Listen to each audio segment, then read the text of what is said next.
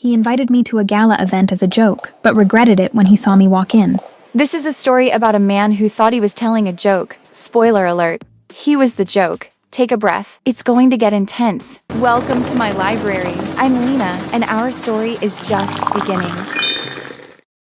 The library is quiet, except for the soft sound of my duster moving across leather-bound books, when Damien Cross's voice cuts through the silence with that particular edge of bored amusement he reserves for phone calls with people he doesn't actually like, and I'm debating whether to leave and give him privacy, or continue working, and pretend I can't hear him discussing why he's attending another charity gala without a date, when his response makes me freeze mid-motion, with the realization that whatever comes next is going to complicate my carefully maintained invisibility in ways I'm absolutely not prepared to handle. He's leaning against his desk, with that controlled elegance he wears like armor, all expensive suit and calculated indifference, and when his eyes land on me through the open door, I watch something shift in his expression that suggests an idea has just formed that I'm absolutely not going to enjoy being part of. Actually, I do have a date. I'm bringing my housekeeper. Should be entertaining to watch everyone try to figure out if I'm serious or just making a statement about class hierarchies. The way he says it makes it clear I'm not actually a date, but rather a social experiment he's conducting for his own amusement, and I find myself frozen with the duster in my hand, trying to decide if pretending I didn't hear is better than confronting the fact that my employer just volunteered me for public humiliation disguised as an invitation. He ends the call and looks at me directly for the first time in weeks. Really looks at me instead of just tracking my presence with the peripheral awareness he usually maintains when I'm cleaning rooms he occupies, and the intensity of his focus makes my skin prickle with awareness I absolutely refuse to acknowledge as anything other than appropriate concern about employment complications. You're attending the Bennett Foundation Gala with me Saturday night. Consider it a work assignment with compensation for your time and whatever clothing expenses you incur. Preparing for an event you'd never attend otherwise. Cross, I'm your housekeeper. Bringing me to a charity gala is either a joke at my expense or evidence you've finally lost touch with appropriate professional boundaries. I keep my voice steady, even though internally, I'm calculating exactly how this situation could destroy the careful invisibility I've maintained in a household where being noticed usually means being replaced. It's both. I'm making a point about social expectations, while simultaneously satisfying invitation requirements that specify companions are mandatory. You'll be compensated generously for tolerating an evening of people who will either ignore you completely or treat you like an interesting curiosity depending on their particular brand of condescension. He says it so casually, like volunteering me for social warfare is just another household task equivalent to organizing his schedule or managing his dry cleaning. And if I refuse, what happens to my employment status when you're forced to actually find a willing date instead of just conscripting staff? Nothing happens to your employment. You're excellent at what you do, and I'm not petty enough to fire someone for declining optional assignments. His voice carries that dry irony I've learned to recognize as his default mode when dealing with anything emotional. No. Though I would appreciate the favor if you're willing. Watching entitled people squirm when their assumptions get challenged is one of my few genuine pleasures, and your presence would facilitate that entertainment significantly. You want me to attend a formal event full of important people so you can use my existence as a way to make them uncomfortable. That's possibly the most honest thing you've ever said to me in 2 years of daily interaction. I contain multitudes. Most of them are terrible. But occasionally honesty sneaks through when I'm too tired to maintain appropriate filters. I should refuse. Should maintain the professional distance that's kept me safely employed in a house where staff turnover is legendary, and Damien Cross's reputation for being impossible to please is well documented. But something about the challenge in his expression, and the admission that he finds his own social circle insufferable, makes me curious about what it would feel like to exist in spaces I've only ever occupied as invisible help. Fine, I'll attend, but I have conditions. Name them? I'm in a generous mood. You don't introduce me as your housekeeper. You don't make jokes about my employment status to your friends, and if anyone is cruel, you intervene instead of just watching the entertainment unfold. And are done, though intervening against cruelty might require me to be significantly less pleasant than my usual charming self. The way he says charming suggests he's fully aware that charm isn't among his readily accessible qualities. Anything else before we finalize this arrangement? Yes, this is a one-time event. After Saturday, we return to normal professional boundaries where you barely acknowledge I exist, and I continue cleaning your house without being used as social commentary. Agreed. One night of forcing people to confront their assumptions, and then back to comfortable invisibility for both of us. He moves closer with that predatory grace I've noticed, but never allowed myself to actually acknowledge as attractive because noticing your employer's physical presence is exactly the kind of complication that leads to unemployment. And when he's close enough that I can smell his cologne mixing with expensive whiskey from whatever he was drinking before this conversation started,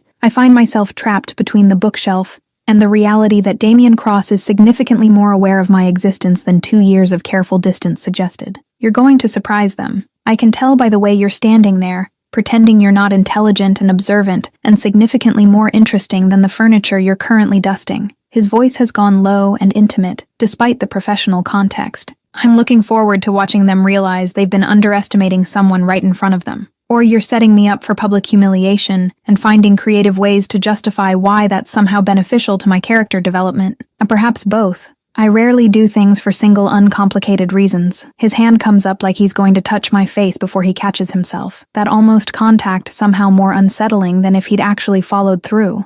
And I watch his expression shift from something vulnerable back to the controlled indifference he wears like a second skin. Saturday, 7 o'clock, I'll have a car pick you up from your apartment and deliver you to my house where we'll leave together to maintain the illusion that this is an actual date rather than a social experiment.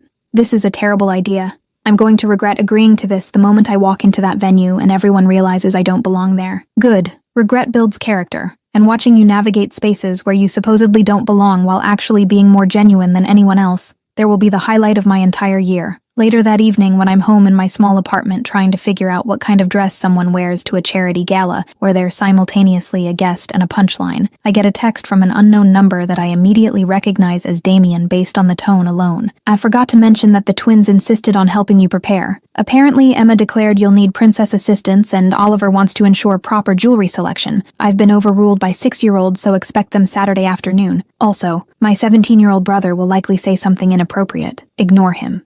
The casual mention of his family involvement makes this feel less like a professional assignment and more like something complicated I'm not equipped to navigate, and I find myself typing a response before logic can intervene with all the reasonable objections about why getting close to Damien Cross's family is probably worse than just attending one event. Your family doesn't need to be involved in your social experiments. I'm perfectly capable of dressing myself for public humiliation. His response is immediate. Too late. Emma has already planned your hair, and Oliver has opinions about earrings. Attempting to stop them now would require more energy than I'm willing to expend. Besides, they like you significantly more than they like most people I bring around. Might as well let them enjoy the preparation. Tear. Chapter 2. The Family That Doesn't Let It Slide. Saturday afternoon arrives with the chaos of 6-year-old twins who've apparently been planning my transformation since Damien made the mistake of mentioning the gala in their presence. And I'm sitting in what used to be their mother's vanity room, while Emma carefully sorts through a jewelry box that probably contains pieces worth more than my annual salary, and Oliver debates the merits of silver versus gold with the kind of seriousness usually reserved for actual life-or-death decisions. Damien is leaning against the doorframe, watching this entire production, with an expression that oscillates between amused and slightly horrified that his siblings have taken over his social experiment with such enthusiastic determination. Emma, she doesn't need the diamond earrings. Those are from grandmother and significantly too formal for someone attending their first charity event. Damien's attempt at intervention is immediately overruled by his sister, who fixes him with a look that suggests she's the one in charge of this operation regardless of age differences. She needs to look like a princess. You said she's going to a fancy party, so she needs fancy jewelry. That's how it works. Emma's logic is unassailable in its simplicity, and I watch Damien concede defeat with the kind of graceful surrender that suggests he's learned arguing with his sister is an exercise in futility. Oliver, what's your professional opinion on the earring situation? Should we override Emma's diamond mandate, or just accept that our guest is going to be significantly more decorated than originally planned? The diamonds make her eyes sparkle more. I think Emma's right, even though she's bossy about everything. Oliver delivers this assessment with the kind of diplomatic skill that suggests he's going to be terrifyingly effective at negotiations when he's older.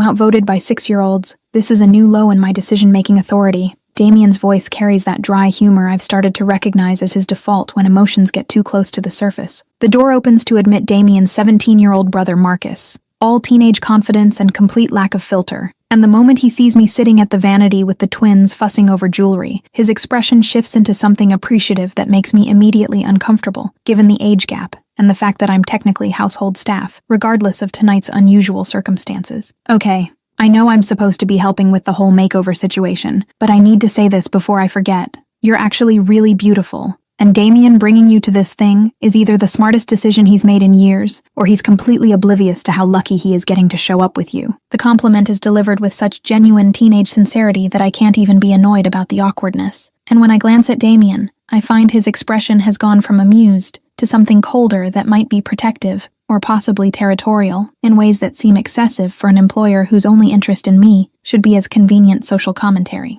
Marcus, you're 17 and she's 24. Also, you haven't been out of diapers long enough to be making observations about anyone's attractiveness. Damien's voice has taken on an edge I've never heard before, all controlled warning that makes Marcus grin wider like he's just discovered something interesting about his older brother's defensive instincts. I'm just stating facts. You're the one getting weird about it. Marcus settles onto the window seat with obvious entertainment. He also, for the record, bringing her to your fancy event is going to cause way more drama than you're planning for because people are going to see her and immediately realize you've been hiding someone incredible in your house for 2 years. Thank you for that analysis. Now, unless you have actual helpful contributions to make, you can leave and go do whatever teenage boys do when they're not annoying their older brothers. I'm staying for the entertainment. This is better than anything on television. Emma tugs on my sleeve to redirect my attention back to the jewelry selection, completely unbothered by her brother's verbal sparring, and when she holds up the diamond earrings next to my face, I see Damien's expression soften in ways that suggest he's struggling between maintaining his usual controlled distance and admitting that his sister's princess assessment might actually be accurate. You do look like a princess. Damien's going to have to fight people off all night to keep you from getting stolen by someone less grumpy. Emma delivers this observation with the kind of innocent certainty that makes it impossible to dismiss, and I watch Damien's jaw tighten with tension. That seems excessive for someone who claimed this entire evening was just social experiment rather than actual date. Emma, princesses are fictional characters in your storybooks. Real people don't need that kind of dramatic classification. But she looks like one anyway. Oliver agrees with me. I do agree, though I think the silver necklace works better with her dress than the gold one Marcus keeps suggesting. Tatin. Oliver's contribution brings the focus back to practical matters, and for the next 20 minutes I'm subjected to the twins debating accessories with the kind of serious attention that makes me realize they've been planning this significantly longer than the few days since Damien mentioned the event. Marcus eventually leaves with one final comment about how Damien is either playing this remarkably cool or genuinely hasn't realized what he's walking into. And after the twins are finally satisfied with their jewelry selections and sent off with promises that I'll take photos for them, I'm left alone with Damien in a room that suddenly feels too small to contain both of us and all the complicated tension that's been building since he made this ridiculous invitation. Your family is very invested in this social experiment for people who should theoretically be used to you making unconventional choices. My family has decided you're significantly more interesting than my usual companions, and they're not subtle about their preferences. I've been fielding questions all week about why I haven't brought you to events before this, if you've been working here for 2 years. He moves closer, and I'm struck by how different he looks in casual clothes, rather than his usual business attire, all relaxed elegance that somehow makes him more intimidating rather than less. What did you tell them when they asked why you've been keeping me invisible? I told them I was protecting you from being subjected to insufferable people who would either dismiss you or try to use you to get closer to me, which is partially true, even if the complete truth is more complicated than I'm comfortable admitting. And what's the complete truth? Why actually invite me to this event if it's not just about making your social circle uncomfortable? Because somewhere between Emma declaring you her favorite person in the house and Marcus pointing out that I've been noticing you significantly more than professional distance should allow, I realize that keeping you invisible was protecting me from having to acknowledge feelings that complicate everything about our working relationship.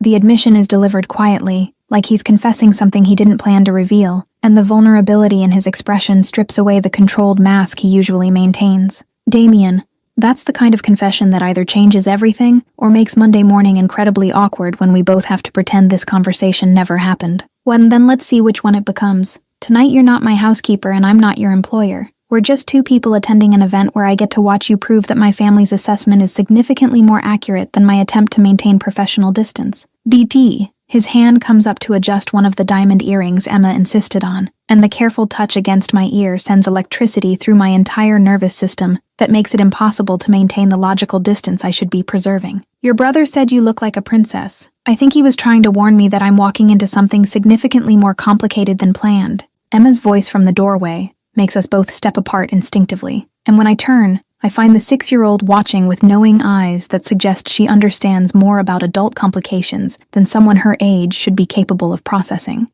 Emma, I thought you went to play with Oliver. Damien's voice carries that careful patience he uses with his siblings. I came back to make sure you're being nice to her. Marcus said you're bad at feelings, so someone needs to check. Marcus needs to stop sharing his theories with 6-year-olds who then weaponize that information. But am I wrong, though? Emma's expression is pure innocence. I know, you're unfortunately accurate. Now go find Oliver before he reorganizes my entire office trying to help. After Emma leaves with a satisfied smile that suggests she accomplished whatever mission she'd set for herself, Damien and I are left in charged silence, where everything that's been carefully unspoken for 2 years suddenly demands acknowledgement we're both trying to avoid giving. We should leave soon. The event starts in an hour, and I'd prefer to arrive after the initial crowd so your entrance has maximum impact. Maximum impact meaning maximum humiliation when everyone realizes your date is the person who cleans their houses when they visit for business meetings. Maximum impact meaning watching them realize they've been underestimating someone extraordinary because they couldn't see past employment status to actual worth. Chapter 3.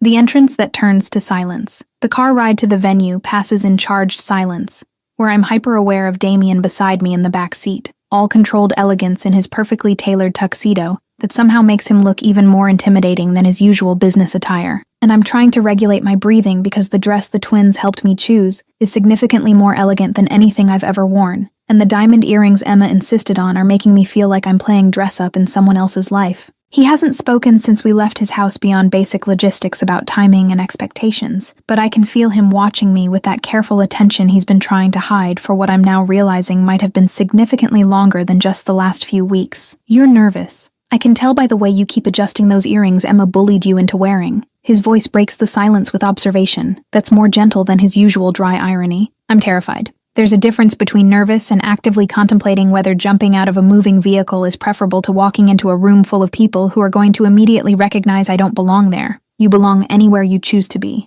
Their recognition or lack thereof is irrelevant to your actual worth. He shifts closer, and suddenly the spacious back seat feels significantly more confined. Nay, though for what it's worth, watching you doubt yourself is making me regret framing this as a joke, because you're taking my stupid social commentary personally, when the only joke here is me thinking I could spend an entire evening with you looking like that and maintain the professional distance I've been barely managing for 2 years. Damien, you can't say things like that and then expect me to walk into that venue and pretend we're just employer and employee satisfying invitation requirements. Good, because I'm done pretending that's all this is. Somewhere between Emma's princess assessment and Marcus pointing out that I'm terrible at feelings, I realized that bringing you tonight isn't about making other people uncomfortable. It's about finally admitting I want you there, because the idea of attending another one of these insufferable events without you feels impossible now that I know what having you beside me actually feels like. The confession is delivered with raw honesty that strips away every defense I've been maintaining. And before I can respond, the car is pulling up to the venue where photographers and arriving guests create exactly the kind of spectacle I'd been dreading since accepting this invitation. And last chance to change your mind, once we walk through those doors together, everyone is going to have opinions about who you are and why I brought you. Then let them have opinions. I'm done letting other people's judgment dictate choices that should only matter to us. I'm borrowing his words from our first conversation, and the smile he gives me in response is genuine enough to temporarily override my terror about what comes next. The venue is everything I expected, and worse, all crystal chandeliers and expensive people, making polite conversation while assessing everyone else's worth through the lens of social hierarchy I've only ever observed from positions of complete invisibility. And when Damien helps me out of the car with careful hands that linger longer than strictly necessary, I'm struck by the fact that this is real and happening, and there's no backing out, now that dozens of eyes are already tracking our arrival with poorly disguised interest. We move toward the entrance, and I'm trying to match his confident stride while my heart pounds with anxiety about everything that could go wrong. But then we step through the massive doors into the ballroom, and I watch something extraordinary happen that I'll remember for the rest of my life, regardless of how tonight actually ends. The conversations don't just pause, they stop completely. All polite chatter dying mid-sentence as heads turn toward us with expressions ranging from shocked recognition to barely concealed curiosity. And the silence that follows our entrance is so absolute that I can hear my own breathing despite the size of the space. Damien's hand settles on my lower back with possessive pressure that feels more like claiming than just guiding, and I'm hyper-aware of the way he's positioning us, making sure everyone sees exactly who he arrived with, and leaving no room for misinterpretation about whether my presence is intentional or just convenient circumstance. They're staring. I can feel every single person in this room cataloging my existence and trying to figure out if they know me from somewhere. I keep my voice low, because speaking normally seems impossible when the entire ballroom appears to be holding its breath. I let them stare. They're realizing that the woman I brought is significantly more interesting than anyone they expected me to arrive with. His voice carries quiet satisfaction. Also, several of my business associates are currently experiencing the unique discomfort of recognizing you from my house and processing that I brought my housekeeper as my date, which was the entire point before I realized the point didn't matter nearly as much as just having you here. So the joke worked. They're uncomfortable and confused and probably judging both of us for crossing social boundaries that apparently matter to people with too much money and not enough actual problems. The joke backfired spectacularly, because I'm not finding their discomfort nearly as entertaining as I expected. I'm too busy watching them look at you and realize you're all seeing what I've been trying to ignore for 2 years, which is that you're extraordinary, and I'm an idiot for thinking I could frame this as anything other than exactly what it is. And what is it exactly? Because I'm standing here in diamonds your sister chose while your hand is on my back, like you're making some kind of public statement. And I have no idea if we're still pretending this is professional arrangement, or if something changed between your house and this ballroom. Something changed the moment you agreed to come, maybe even before that, when Emma called you a princess, and I couldn't disagree because she was right, and I'd been actively avoiding acknowledging it. B. A man I recognize from business meetings at Damien's house approaches with a woman who looks like she walked out of a fashion magazine, both of them wearing expressions of poorly concealed shock that suggests they definitely remember me from contexts where I was invisible staff rather than unavoidable presence.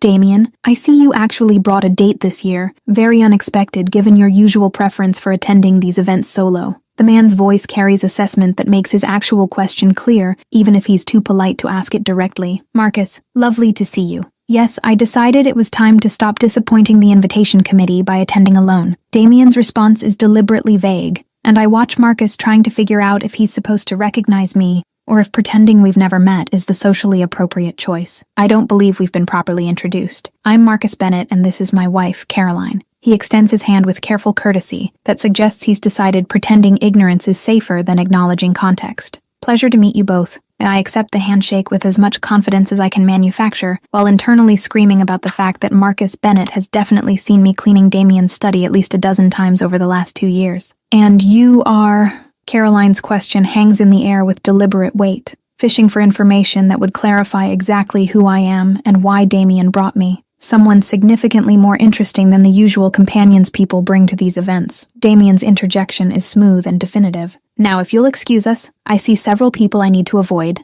and limited time to execute strategic positioning before they corner me with tedious conversation. He guides me away, before either of them can continue fishing for details, and I'm struck by how protective he's being, despite this entire evening supposedly being about social commentary, rather than actual care about my comfort. They recognized me. I could see it in Marcus's expression when he was trying to figure out if acknowledging that we've met before would be more or less awkward than pretending I'm a complete stranger. Let him be awkward. Watching people squirm while trying to reconcile their assumptions with reality is still entertaining, even if my motivations for enjoying it have shifted significantly. Or shifted how exactly? Shifted from wanting to make them uncomfortable about their social hierarchies to wanting to make it very clear that you're with me, and anyone who can't manage basic respect will be permanently removed from circles I control. His hand tightens on my back. Also, I'm realizing that bringing you was either the best or worst decision I've made in years, depending on whether I can actually survive an entire evening of watching other men look at you and realize what I've been trying not to acknowledge. You're jealous? That's new information about Damien Cross's emotional range. I'm experiencing something uncomfortably close to possessive territorial instinct, which is significantly more alarming than simple jealousy.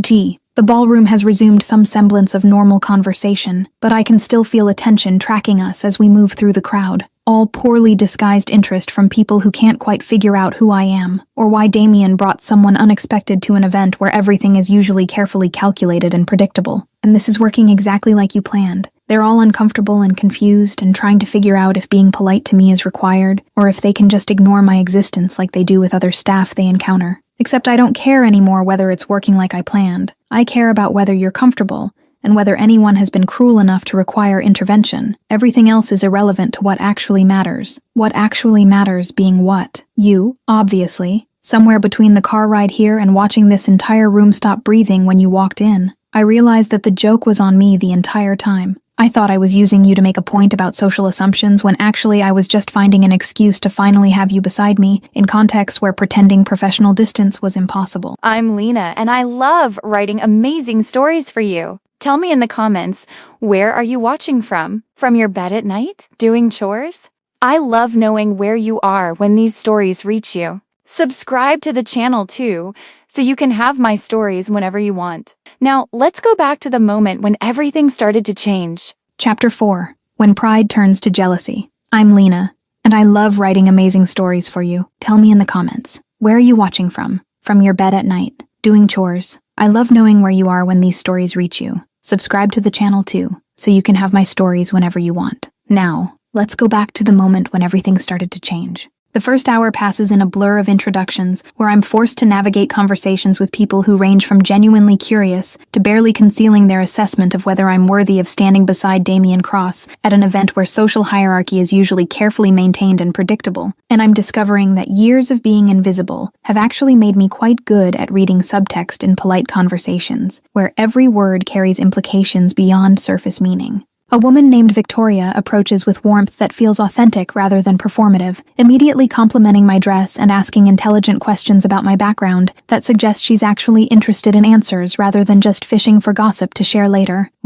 You're a refreshing change from the usual crowd Damien brings to these things, though I use the word brings loosely since he typically arrives alone and spends the entire evening looking like he'd rather be anywhere else. Victoria's smile is genuine, as she gestures toward where Damien is currently trapped in conversation with several business associates who clearly have no intention of letting him escape easily. Watching him actually stay close to someone instead of strategically positioning himself near exits is fascinating. I've known him for years and I've never seen him this attentive to anyone's presence. He's being protective because this is my first event like this, and he knows I'm completely out of my depth, navigating social dynamics I don't understand.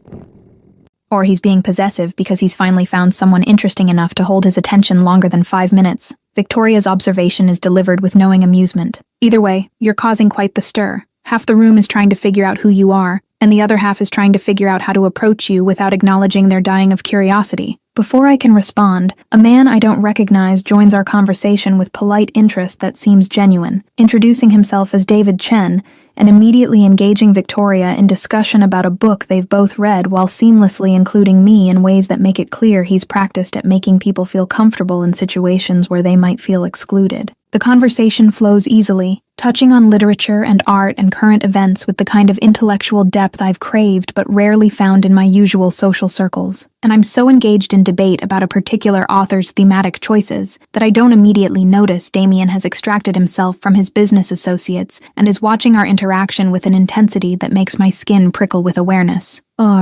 David, I see you've discovered that my date is significantly more interesting than most of the people here. Try not to monopolize her entire evening with literary analysis. Damien's voice carries that dry humor, but there's an edge underneath that suggests he's not entirely pleased about how engaged I've been in conversation with someone else.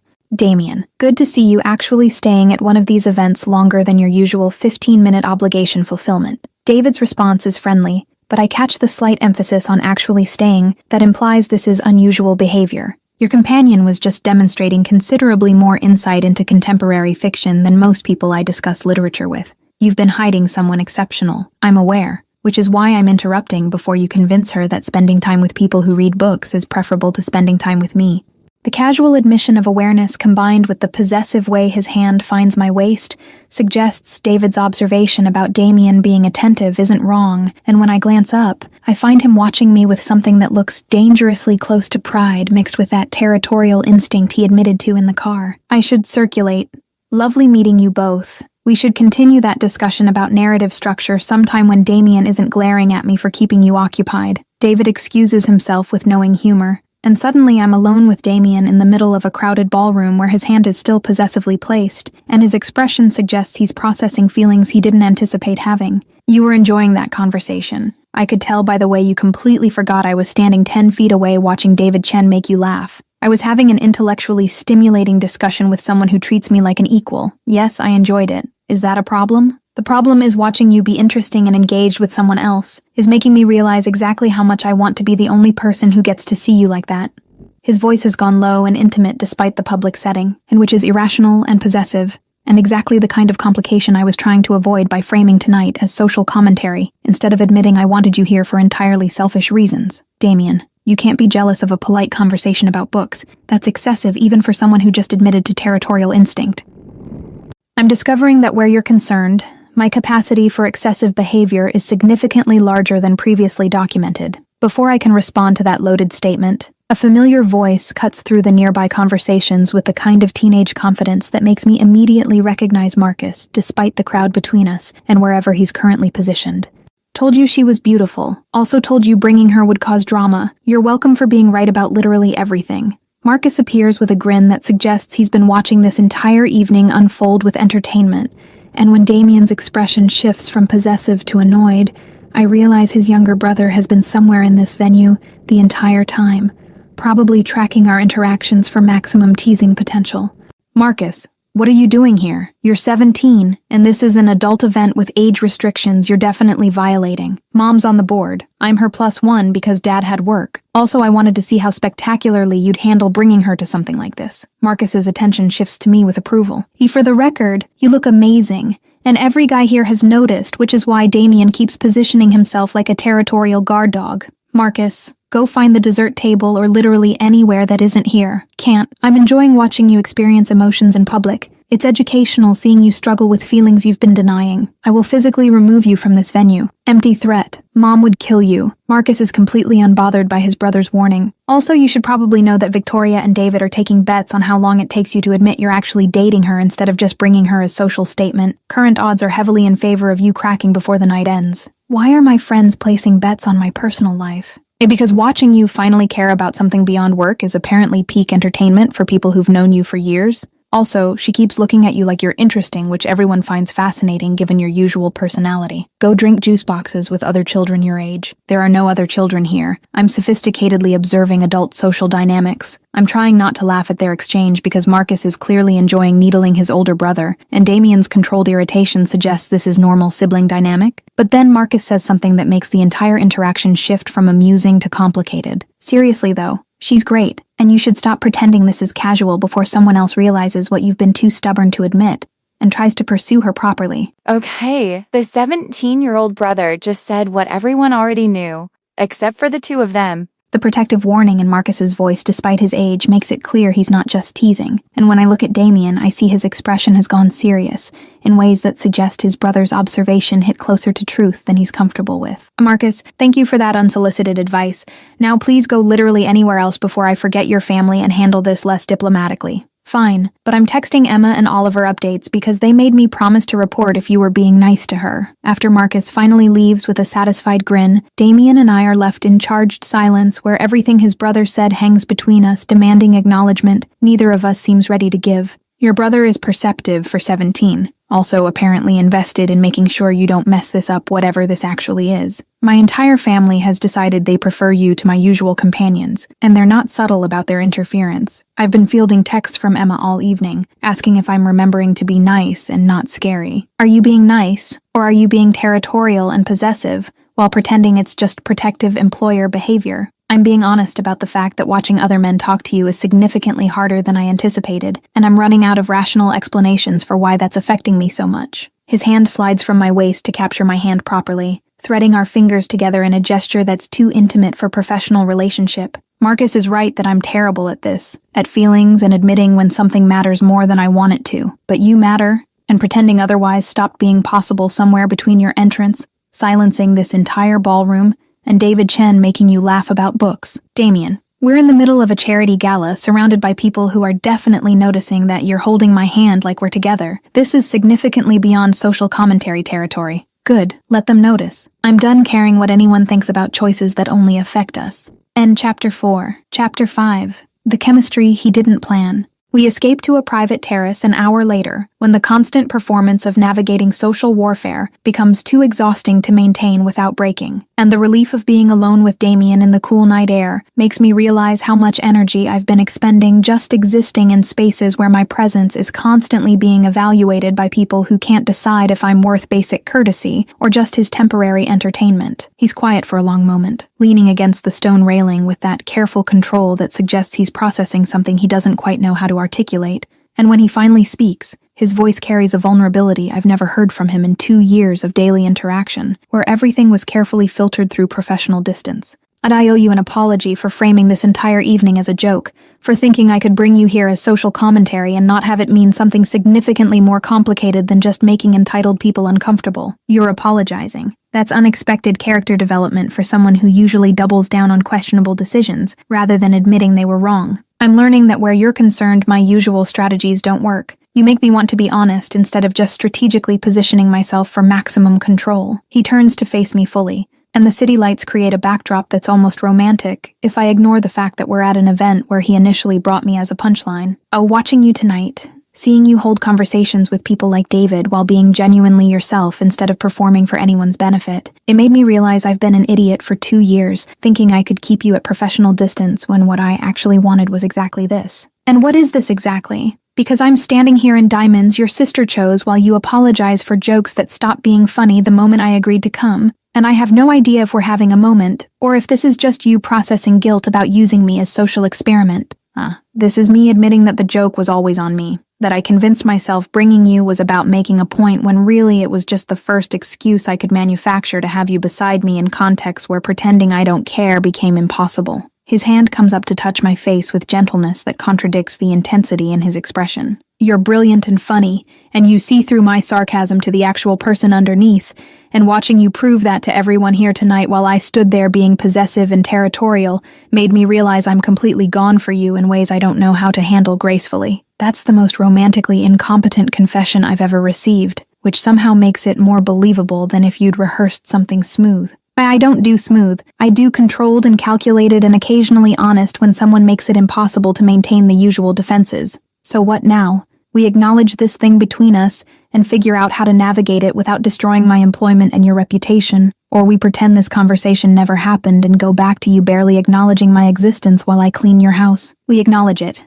and accept that Monday morning is going to be complicated but preferable to spending another 2 years pretending professional distance is protecting either of us from feelings that clearly aren't going away. Your family is going to be insufferably smug about being right. Emma's going to demand details and Marcus is going to tease you mercilessly. I've accepted that my siblings have better emotional intelligence than I do, and I deserve whatever commentary they deliver. His thumb strokes across my cheekbone in a gesture that's becoming familiar. But before we go back inside and face whatever social consequences tonight has created, I need you to understand that this isn't casual for me. I don't do casual about things that matter, and you matter in ways that are frankly terrifying, given my usual approach to emotional vulnerability. Damien Cross admitting to emotional vulnerability. I should document this moment for future reference when you inevitably return to being impossible and controlled. Please do. I'll need the reminder that I'm capable of honesty. When you're dealing with me being difficult about feelings I don't know how to process properly. Or, his kiss is careful and questioning, giving me space to pull back if this is too much too fast. But instead I find myself pulling him closer because 2 years of professional distance has left me starving for exactly this kind of honest connection. The kiss deepens with restrained intensity, all the want we've been suppressing finding careful release in touches that map territory we've both been imagining, but never quite allowed ourselves to explore. And when we finally break apart, we're both breathing hard, and the terrace suddenly feels charged with possibility. That's both thrilling and slightly overwhelming. We should go back inside before people start speculating about what we're doing out here alone. Let them speculate. I'm done managing other people's opinions about choices that only affect us. His forehead rests against mine, though we should probably make an appearance before Victoria wins her bet about how long it would take me to admit this is real. There's actually a bet. Marcus wasn't just making that up to needle you. Victoria texted me 20 minutes ago with updated odds. Apparently watching me be obvious about my feelings is entertainment for people who've known me long enough to find the novelty fascinating. Hey, your friends are betting on your emotional availability. That's either very supportive or deeply concerning depending on perspective. Both, they contain multitudes of questionable behavior disguised as friendship. We return to the ballroom, and I'm immediately struck by how different everything feels now that we've acknowledged what exists between us. Walking through crowds with his hand possessively placed on my back, but this time it feels like partnership rather than just protective gesture. Victoria catches my eye from across the room and gives me a thumbs up that suggests she's won whatever bet she placed. And when Marcus appears with Emma and Oliver in tow, I realize his entire family has apparently coordinated to attend this event specifically to witness how tonight unfolded. Emma insisted we come find you because she wants confirmation that Damien is being nice. Apparently she doesn't trust him to follow through without supervision. Marcus's grin is unrepentant. Are you being nice to her? Because I told Marcus to check, and he said you were holding hands.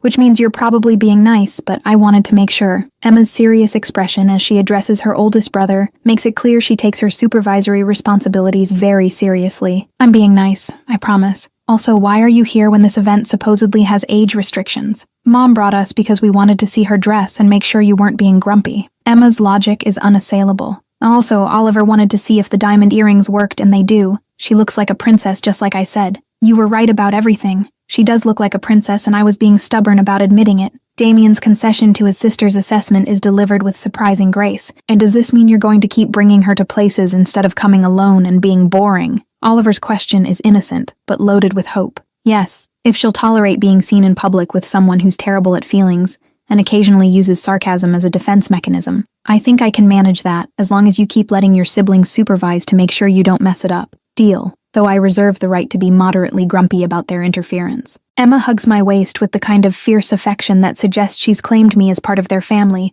regardless of what complications might arise. And when I look at Damien over her head, I see his expression has softened in ways that make it clear his feelings about tonight have shifted from social experiment to something significantly more genuine. We should let you get back to adult conversations. Mom said we can only stay for 10 more minutes before we have to leave. Marcus starts herding the twins toward the exit. But for the record, you did good tonight, both of you. And I'm only going to tease you about this moderately instead of mercilessly. Your restraint is appreciated. Also, Emma made me promise to tell you she thinks you should get married because then she'd get to be flower girly, so consider that unsolicited advice from a 6-year-old. After his siblings leave with their mother, who gives us both a knowing smile that suggests she's been coordinating this entire family intervention, Damien and I are left in the middle of a ballroom that's significantly less intimidating now that the worst of the social performance is over. Your sister wants us to get married so she can be a flower girl. That's moving remarkably fast from first date to wedding planning. Emma has always been ambitious in her goals, though for the record, I'm not opposed to the eventual outcome, even if the timeline is somewhat accelerated. Damien Cross talking about eventual marriage after one evening together. You really are terrible at feelings if you're already planning that far ahead. I'm planning based on the fact that I've wanted this for 2 years, and waiting longer seems pointless now that you're finally here, and apparently willing to tolerate my emotional incompetence. Chapter 6. The Aftermath. Monday morning arrives with the uncomfortable reality that I'm supposed to return to. Damien's house for work after spending Saturday night being his date, and Sunday fielding text messages from Emma, asking detailed questions about whether her brother is still being nice, or if she needs to intervene with more supervision.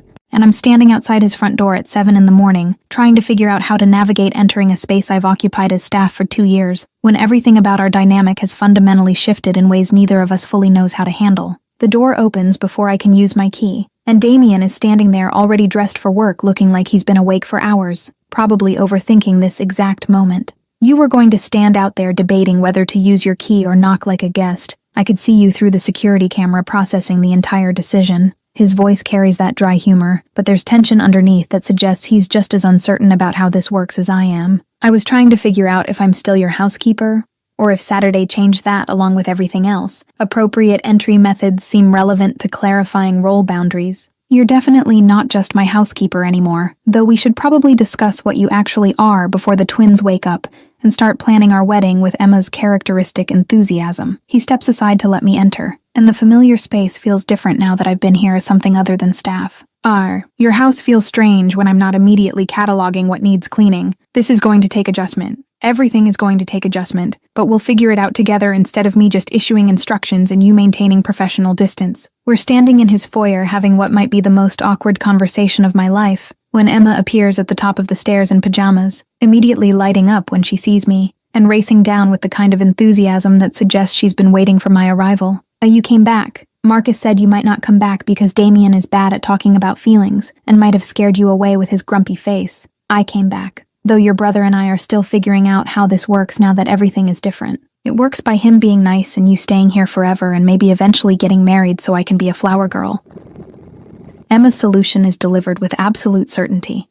And also, Marcus wants to know if Damien held your hand the whole way home, or if he was weird about it. Marcus needs to stop using you as a spy. Also, I was not weird about it. I held her hand appropriately for someone who's navigating new relationship dynamics. Damien's appearance behind me suggests he's been listening to this entire exchange. Marcus says you're always weird about feelings, so being not weird would be the weird part. Emma's logic is characteristically unassailable. Oliver joins us with his usual quiet observation. immediately assessing the situation with careful attention before delivering his verdict. You look happy, both of you, so I think Marcus is wrong about Damien messing it up. Thank you for that vote of confidence, though the day is young and I still have plenty of time to be emotionally incompetent. The week that follows is a study in adjustment where I'm trying to balance being Damien's girlfriend with still maintaining some professional responsibilities, while his family collectively decides they're going to supervise every interaction to ensure he doesn't sabotage things with his usual emotional avoidance. The twins demand daily updates about whether he's being nice. Marcus provides running commentary about every perceived romantic failure, and their mother stops by with increasingly transparent excuses to check on how we're navigating the transition. Thursday afternoon, I'm organizing Damien's study when Marcus appears with the kind of energy that suggests he's about to deliver commentary I'm not going to enjoy. So there's apparently drama happening in Damien's social circle about him bringing you to the gala. Someone named Vanessa has been calling mutual friends trying to figure out who you are and why he chose you over more appropriate options. Appropriate meaning someone from his social class who wouldn't raise questions about whether he's lost his mind. Exactly. Vanessa is apparently very invested in making sure everyone knows that bringing household staff to formal events is either brave social commentary or evidence of poor judgment depending on who's asking. Marcus settles into a chair with obvious entertainment value.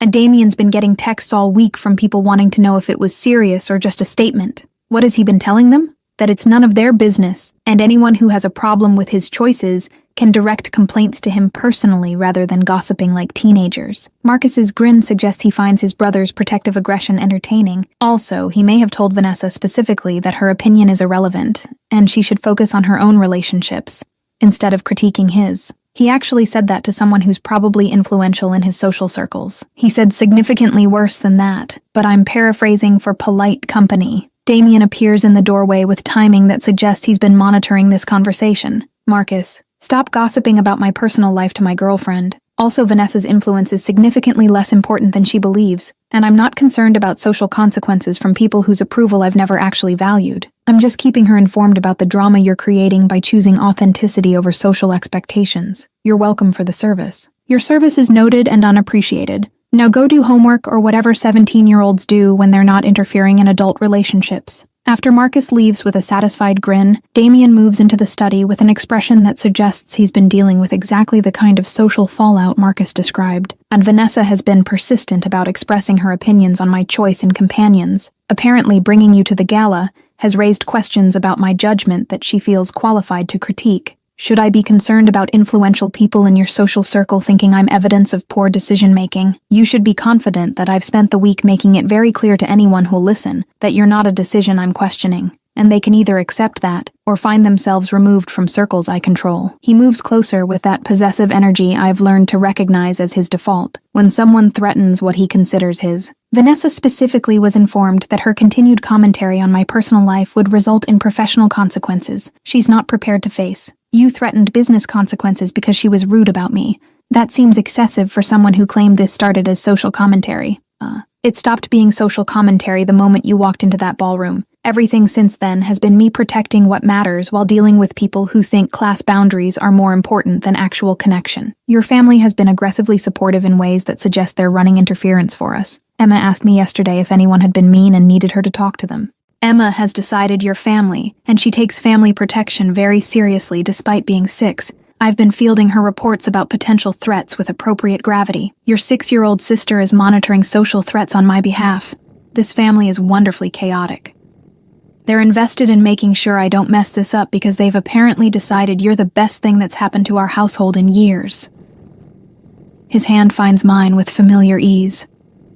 For what it's worth, I agree with their assessment, even if I'm terrible at expressing it without sounding emotionally stunted. You're getting better at it, though Emma did suggest you might benefit from practice expressing feelings more regularly, and Emma has a lot of opinions about my emotional development. I'm learning to accept her guidance even when it comes from someone who still believes in fairy tales. Friday evening brings unexpected drama when Vanessa herself appears at Damien's house with the kind of calculated timing that suggests she's been waiting for an opportunity to address the situation directly. And I'm in the kitchen preparing dinner when the doorbell rings with the particular tone that suggests whoever's arriving expects to be received with more ceremony than I'm prepared to provide. Damien answers with controlled courtesy that doesn't quite hide his irritation about the uninvited visit. and I can hear Vanessa's voice carrying from the foyer, with deliberate projection that makes it clear she wants to be overheard. Damien, darling, I thought we should discuss your recent choices before the gossip becomes too established to correct. Bringing your housekeeper to the Bennett Gala has created exactly the kind of speculation you usually avoid. And Vanessa, I don't recall inviting you to my home or requesting your input on my personal decisions. When someone needs to provide perspective before you damage relationships that took years to build, surely you understand that choosing inappropriate companions reflects on everyone in our social circle. The only inappropriate thing here is you appearing uninvited to critique choices that don't concern you. I move to the kitchen doorway, where I can see them both, and Vanessa's expression when she notices me shifts from calculated concern to barely disguised contempt. Oh, you're still here. I assumed this was a temporary arrangement that would resolve itself once Damien realized the social complications. I live here, so yes, I'm still here, and I'll continue to be here regardless of your assumptions about temporary arrangements. How charming. You're playing house with the help.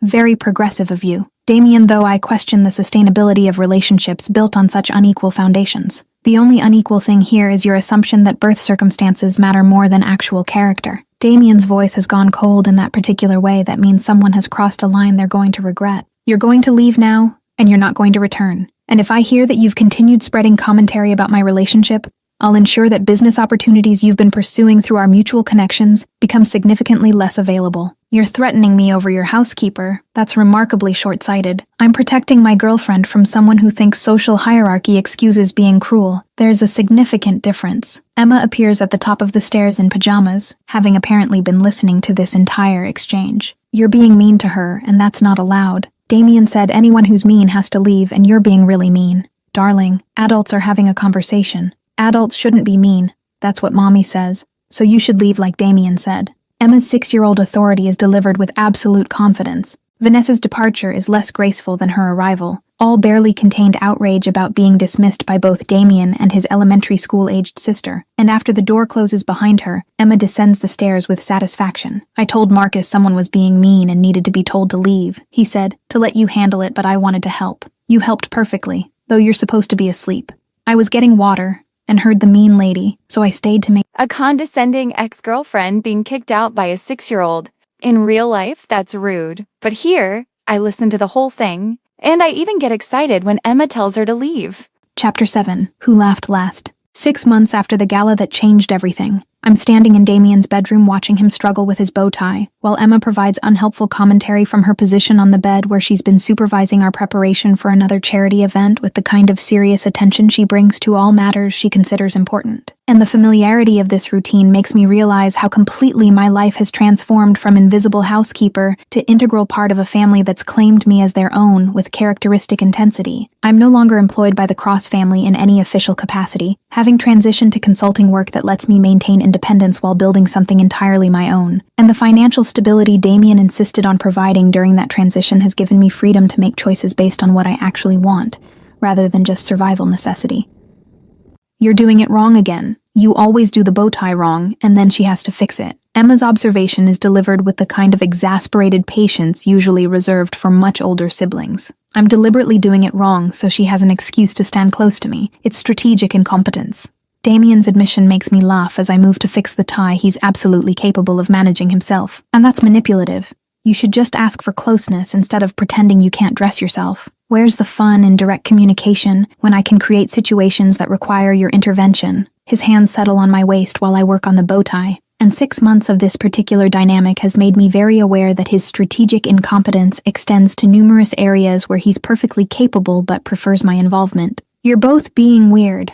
Marcus said adults are supposed to be better at talking about feelings, but you're still playing games. Emma's judgment is swift and accurate. Marcus talks too much about things that aren't his business. Also, your assessment of adult emotional competence is depressingly accurate. Oliver appears in the doorway with his usual quiet observation, immediately taking in the scene with careful attention before delivering his contribution. A mom says we're leaving in 10 minutes and Emma needs to stop supervising because they're capable of getting ready without management. But he was doing the bow tie wrong. Someone had to intervene. He does it wrong on purpose. We all know this. It's part of their routine. Oliver's matter-of-fact delivery of this observation suggests the entire family has been tracking Damien's strategic incompetence with amusement. After the twins are herded out by their mother, who gives us both knowing smiles about needing a few minutes alone. Damien pulls me closer with the kind of easy affection that's become natural over months of learning how to actually be together without professional boundaries complicating everything.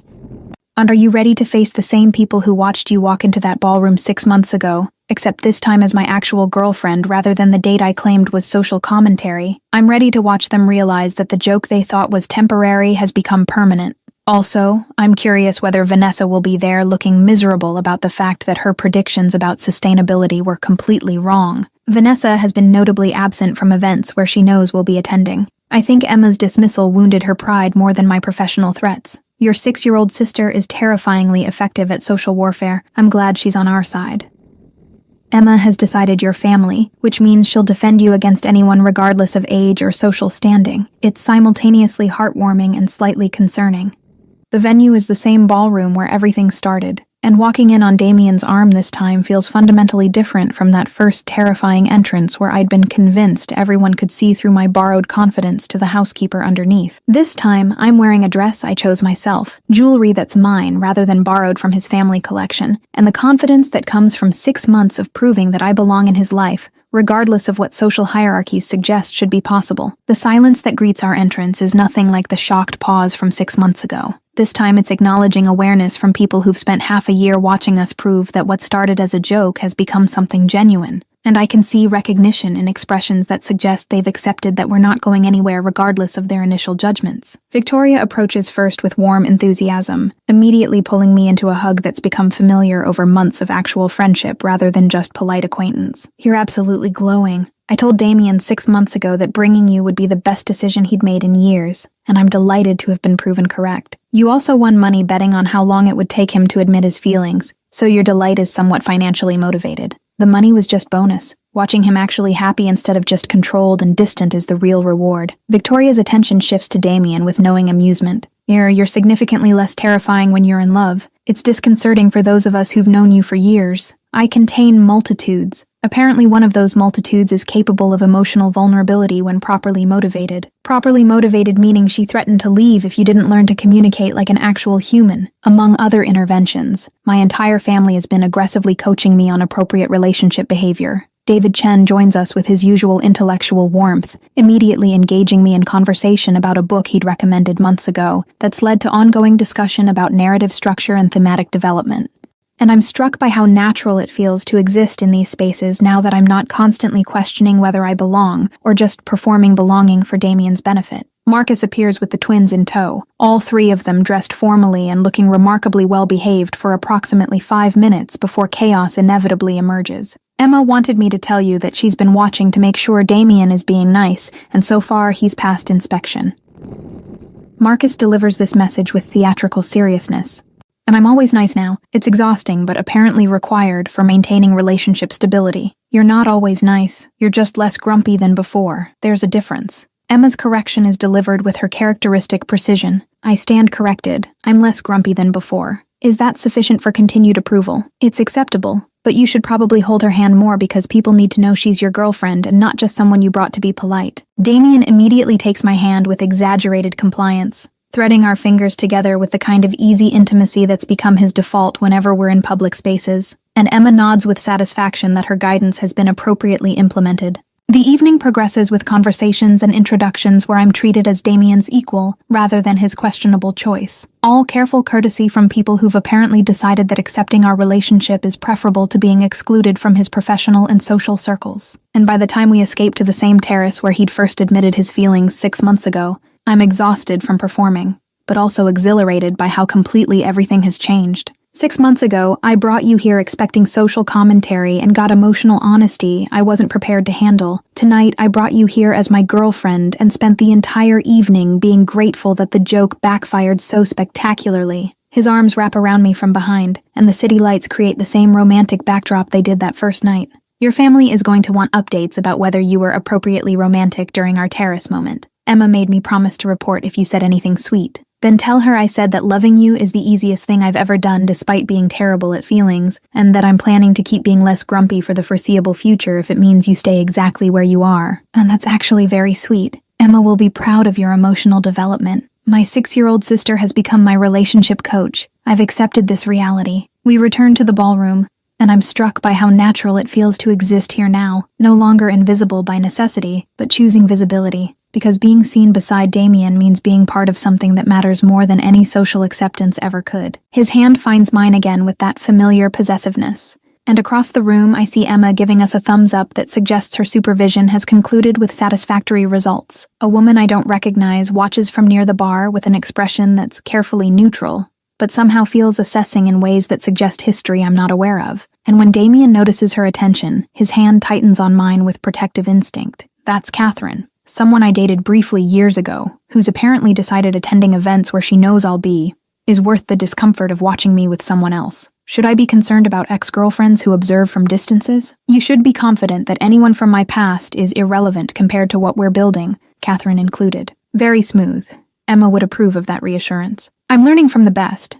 My sister's romantic coaching is surprisingly effective. Catherine approaches before we can escape. All calculated grace and polite inquiry that barely disguises whatever assessment she's conducting. Damien, lovely to see you actually staying for an entire event. Very unlike your usual approach to these obligations. Catherine, unexpected to see you here. I thought you'd moved to the West Coast for work. I'm back for a few months, consulting on a project, and I heard interesting things about your recent relationship developments. Her attention shifts to me with cool assessment. You must be the famous girlfriend who started as household staff, quite the unconventional choice. I prefer to think of it as Damien finally recognizing quality when it was right in front of him rather than just choosing conventionally appropriate options. How charmingly confident. I suppose confidence is necessary when entering circles where you weren't exactly born to belong. The condescension is delivered with enough sweetness to maintain plausible deniability. Catherine, I'm going to give you exactly one opportunity to rephrase that comment in a way that doesn't require me to have very different conversations about professional connections you've been rebuilding. Damien's voice has gone cold in that particular way that signals he's done being polite. I meant no offense. Simply observing that some adjustments must be required. The only adjustment required is you learning that my personal choices aren't subject to your commentary. Now, if you'll excuse us, we have better conversations to participate in. And he guides me away before Catherine can continue, and I'm struck by how immediate his protective response has become over 6 months of watching people try to diminish what we've built together. Your ex-girlfriend is unpleasant. I understand why she's an ex. She's representative of why I spent years avoiding relationships entirely. Too much performance and calculation and not enough actual connection. His hand finds my face with familiar gentleness. You're the opposite of that, all genuine feeling and honest response, and I'm grateful every day that the joke I planned backfired into something real. Damien Cross being publicly grateful and romantic, your transformation is complete. My transformation is ongoing and heavily supervised by my entire family. But yes, I'm grateful, and occasionally romantic when properly motivated. Emma appears with Oliver trailing behind, both of them looking satisfied with how the evening has unfolded. Marcus said to tell you that Catherine was being mean and you handled it well. Also, I think you should probably leave soon because Oliver and I are tired and Mom wants to go home. Excellent timing. I was about to suggest we make our exit before anyone else from my past decides to offer unsolicited opinions. Oddly. We leave together with his family, and driving home with the twins, providing commentary about everything they observed while Marcus adds his own analysis of social dynamics. I'm struck by how completely I've been absorbed into this chaotic, loving, aggressively supportive family that's claimed me as their own. Later, when we're alone in Damien's room and the house has finally quieted, he pulls me close with the kind of tender possession that's become his signature. "Hun, I love you." I should say it more often instead of just showing it through strategic bow tie and competence. I love you too. Though the strategic incompetence is part of your charm. Emma says I should be more verbally affectionate. Apparently actions alone aren't sufficient relationship maintenance. Emma is wise beyond her years. You should continue taking her coaching seriously. I plan to. She's already planning our wedding with characteristic enthusiasm. Apparently she's been designing flower girl dresses in her spare time. We've been together 6 months and your sister is already planning our wedding. That's optimistically presumptuous. Or it's accurately predicting what we both know is inevitable. I'm planning to marry you eventually. Emma is just accelerating the timeline with her usual efficiency. The casual declaration of intention should probably feel premature, but instead it feels exactly right. Like everything that's happened since that first gala has been building toward exactly this kind of permanent future. Eventually meaning what timeline? Meaning when you're ready, and I've proven I'm capable of consistent emotional availability rather than just periodic romantic gestures. Emma's timeline notwithstanding. That's remarkably patient for someone whose family is actively planning a wedding. I'm learning patience along with all the other emotional competencies your presence requires. It's character building. I kiss him instead of trying to articulate how much his transformation means, and in the quiet of his room with the certainty of his love surrounding me, I realize that what started as a joke has become the most genuine thing in both our lives. He brought me as social commentary. I became his entire world, and somewhere between that first terrifying entrance and tonight's comfortable belonging, we both discovered that the best relationships are the ones that surprise you by being exactly what you didn't know you needed. The end. I wrote this because there's a truth that nobody talks about. We don't need to change to be seen. We need to find those who already see us. Damien didn't discover her. He stopped resisting what he always knew. And Emma? That child understood in seconds what adults take years to understand. Soul recognizes soul. Simple as that. It has nothing to do with class, money, or the place you occupy. It has to do with who you allow in and who truly sees you. Sometimes, transformation isn't about becoming another person. It's about stopping hiding from who you've always been. Thank you for being here.